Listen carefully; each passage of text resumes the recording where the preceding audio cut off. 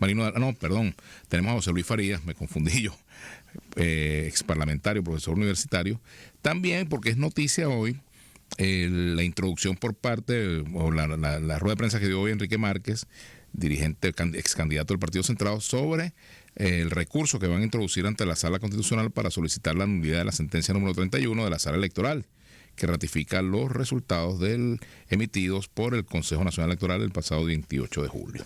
José Luis Farías es dirigente del Partido Centrado. Y bueno, la primera pregunta va dirigida precisamente al asunto de las sanciones antes de entrar en la materia que inicialmente nos iba a ocupar, o nos va a ocupar también después de que tratemos este punto. ¿Cómo está, José Luis? Bien, Vladimir, gracias por tu llamada y la oportunidad de hablar con tu público. Gracias a ti por aceptar la invitación. Bueno, en primer lugar, tu impresión sobre esta medida de Estados Unidos de sancionar a 16 funcionarios del Estado venezolano. Bueno, era de esperarse una decisión de ese orden. Ojalá y las decisiones de sanciones no se vayan a extender hacia la nación entera. Me refiero a que se acentúen las sanciones en materia económica, y financiera y petrolera, que son las que han trasladado las consecuencias de esa decisión al pueblo entero en su conjunto. Porque si bien es cierto, la crisis económica que se había generado a consecuencia de una acción gubernamental absolutamente incapaz y corrupta, sin duda se acentuó, se profundizó en la medida en la cual se aplicaron las llamadas sanciones financieras y petroleras en su momento, y que contribuyeron a acelerar el proceso de destrucción de PDVSA, que por cierto, ya lo dije, se había iniciado antes. Ahora, esas sanciones podrían ser un elemento que tense más las relaciones con Estados Unidos. ¿Puede esperarse una contrarrespuesta o una respuesta proporcional o superior por parte del gobierno de Venezuela? Por ejemplo, que no adopte sanciones contra funcionarios sino de Estados Unidos, que podría adoptarlas, sino que vaya, por ejemplo, a tomar decisiones sobre las empresas petroleras norteamericanas que están en Venezuela, el caso Chevron, por ejemplo, se me ocurre. Bueno, eso sería sumamente grave, a eso justamente me estaba refiriendo. Así es. Porque si aquí le quitan la famosa licencia, que no recuerdo el número con la que la identifican, la licencia pues que le permite a Chevron la explotación de hidrocarburos en Venezuela, bueno, te podrás imaginar las consecuencias terribles en materia económica que van a producir en el país, y por supuesto el impacto social que acarrearía, porque eso significaría una severa disminución de la producción petrolera, que por cierto viene siendo muy baja en comparación con el pasado, y que evidentemente afectaría en su conjunto a todo el pueblo venezolano. Repito, ojalá y las sanciones se queden en el marco de lo personal y no trasciendan hacia las sanciones colectivas de esta naturaleza, que impactarán seriamente en la calidad de vida de los venezolanos, en particular de los sectores más vulnerables de la población. Por supuesto. Ahora fíjate, más allá de este asunto de las sanciones, también está el significado político. El gobierno señala que estas sanciones violentan los acuerdos bilaterales de Qatar, pero no precisa en qué sentido. Bueno, el gobierno siempre señala violaciones de los acuerdos de la otra parte. Lo que nunca queda claro es cómo es que el gobierno viola los acuerdos de Barbados, los acuerdos de México, los acuerdos de Oslo, todos los acuerdos que se han venido suscribiendo y que se han expresado finalmente en lo sucedido el 28 de julio pasado. Bueno, vamos a ver cómo evoluciona esta situación y cuál es la respuesta que finalmente da el gobierno de Venezuela ante estas sanciones, ¿no? Pero bueno, sí, ayer hubo, por cierto, porque normalmente el gobierno venezolano reacciona con una enorme estridencia, con un escándalo, como sucedió ayer con respecto a lo pasado, lo sucedido en Madrid, en las Cortes y la decisión del Parlamento de Diputados sobre el caso de Edmundo González Urrutia, y que bueno, condujo a el presidente de la Asamblea Nacional a solicitar que se suspendieran, pues, o se cortaran las relaciones de todo tipo con el Reino de España. Lo que, por supuesto, una situación bastante complicada que se pudiera producir a partir de un corte de relaciones, porque sin duda también tendría afectaciones sobre la calidad de vida del resto del pueblo venezolano. Me refiero, por ejemplo, si se cortan ese tipo de relaciones, al que habría que preguntarse qué va a pasar con la Telefónica Española, qué va a pasar sobre todo con Repsol, que tiene también una participación interesante en materia de producción petrolera. Imagínate tú, si el país se va a Chevron y se va a Repsol, no quiero imaginarme el estado de precariedad en el cual nos tocaría vivir.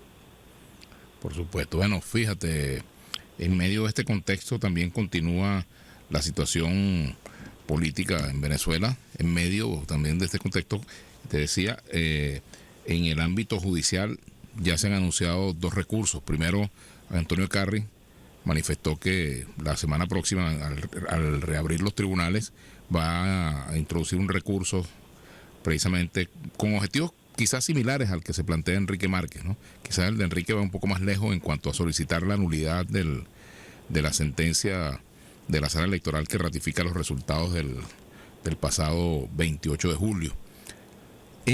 ¿Ustedes tienen alguna esperanza de que el Tribunal Supremo de Justicia cambie la decisión, que la Sala Constitucional revise la decisión de la sala electoral, la declare nula? El desarrollo de la línea política de nuestra organización, centrado y que ha llevado adelante, pues, el principal vocero de nuestra organización, Enrique Márquez, que fuera candidato presidencial en el pasado proceso, ha sido una ruta estrictamente institucional.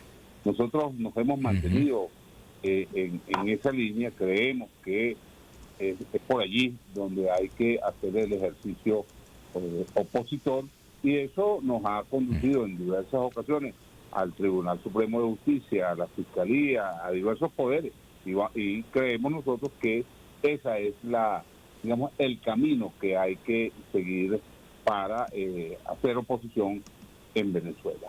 Que las instituciones obviamente estén controladas por el partido de gobierno, por el gobierno que ocupa absolutamente y controla casi de manera absoluta todos los poderes públicos en el país, y a ellos en todo caso terminan respondiendo a la voluntad del Poder Ejecutivo, quien impone y ordena y determina las actuaciones de estos poderes. A pesar de esas circunstancias, nosotros insistimos en que hay que acudir a ella. Es allí donde hay que ejercer las presiones, porque es necesario que estas instituciones también se manifiesten. Y si estas instituciones no responden a la aspiración nuestra, que creemos representar la aspiración global del pueblo venezolano, porque si algo está reclamando el pueblo venezolano es justamente que se resuelva el gravísimo problema de legitimidad creado a partir de lo que sucedió el pasado 28 de julio. Sin duda, ellos también tendrán que cargar con la responsabilidad de no asumir lo que le ordena, lo que le manda la Constitución. Nuestra ruta política de naturaleza constitucional tiene además como centro la defensa, digamos que la defensa intransigente de la Constitución de la República Bolivariana de Venezuela. Es allí donde creo que debemos centrar todo nuestro accionar político, ejerciendo en ese marco el reclamo, la lucha por la exigencia del respeto de los derechos de todos los venezolanos. Nosotros reivindicamos en particular el derecho del pueblo que se expresó el 28 de julio pasado, ese derecho que es el derecho ejercido a través del sufragio, que es un derecho que, como lo dijo Enrique en su declaración de hoy, es una expresión de un poder soberano, de un poder originario, de un poder constituyente, un poder perpetuo, poder absoluto y sobre todo un poder irrevocable que ningún otro poder constituido puede relevarlo de ninguna manera, de modo tal que esa expresión que está allí y que está contenido en las actas que se reclama deben ser publicadas. Nosotros no nos hemos olvidado de eso, nadie en el país. Imposible que se pueda olvidar de ese reclamo, que nosotros decimos, la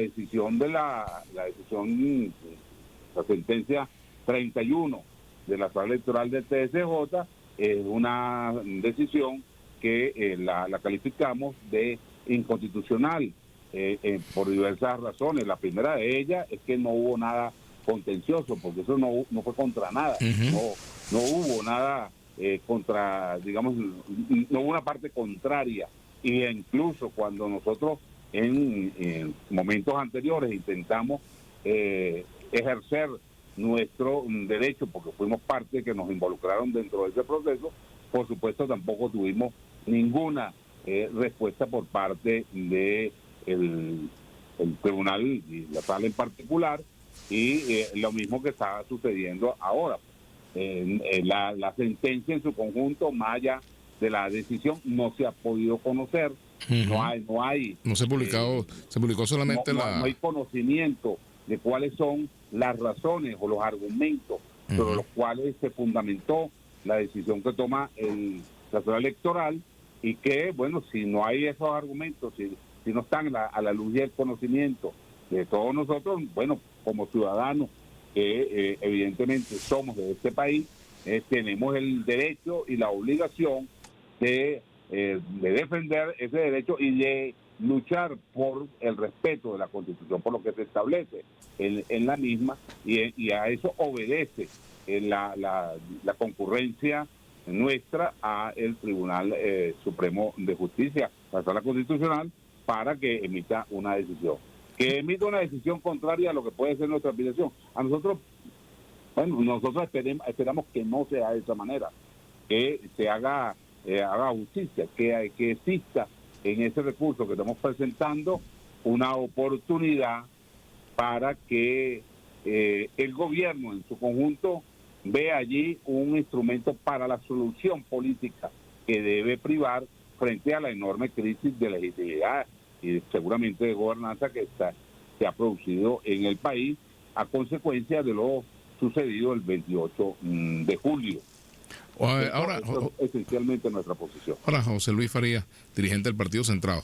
Ahora, la ida al exilio, la marcha al exilio de Edmundo González Urrutia, ¿le quita fuerza al reclamo, a la lucha por la revisión de los resultados del 28 de julio? Te repito, nosotros estamos en una línea determinada, en una ruta que la calificamos de constitucional e institucional. En esa lucha nos hemos mantenido. Nosotros concurrimos al Tribunal Supremo de Justicia como cuando se nos solicitó nuestra presencia, y presentamos los recursos que tuvimos que representar, y digamos, participamos de un determinado proceso, indistintamente de que estuviéramos en desacuerdo con lo que se estaba haciendo. Pero, como hemos dicho, respetamos las instituciones, aún con lo maltrechas que puedan estar, aún con las posiciones que puedan surgir de ellas, porque las instituciones las integran seres humanos. No, las instituciones nosotros debemos cuidarlas, y lo que estamos es precisamente ejerciendo un derecho al cuidado de esa Constitución, de esas instituciones, que son la estructura sobre la cual se montó la República a partir del poder constituyente, que emana del voto del sufragio que se ejerció en aquel momento en 1999, tanto para la designación de los constituyentes como para la aprobación el 15 de diciembre del 99 de la Carta Magna que se aprobó en esa oportunidad vía referéndum aprobatorio. Esa es nuestra línea de trabajo. Y esa línea evidentemente a lo mejor no coincide con la seguida por otros factores. Bueno, respetamos las posiciones de otros factores políticos en cuanto a su manera de ejercer su derecho a la oposición, pero evidentemente nosotros vamos a seguir con nuestro curso. El país, lo que te ha debilitado al país no es precisamente que se vaya Edmundo González Urrutia al exilio. Lo que debilita al país es el severo golpe que ha recibido el sufragio, que recibió la ruta electoral después de las actuaciones del 28 de diciembre, sobre todo a partir de esta sentencia 31. Eso debilita la ruta electoral. Ahora, la lucha tiene altos y bajos en estos procesos, y hay situaciones como esta que se produce a partir del exilio de Edmundo González, que es una decisión, por lo que veo y entiendo, de acuerdo con las informaciones que han salido a la luz pública, es una decisión estrictamente personal. Pero además de eso, lo que sí me llama la atención y lo que sí nosotros cuestionamos es que en este país,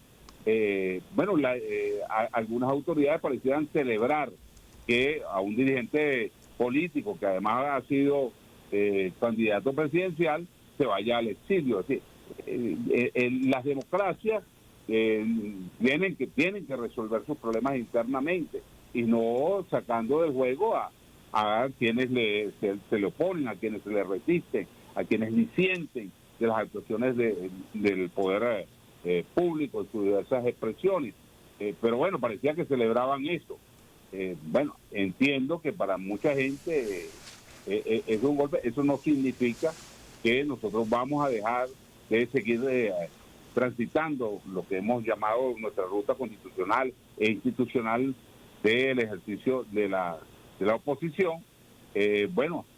Habrá desesperanza en muchos sectores de la opinión de la sociedad venezolana a consecuencia de la partida de Edmundo.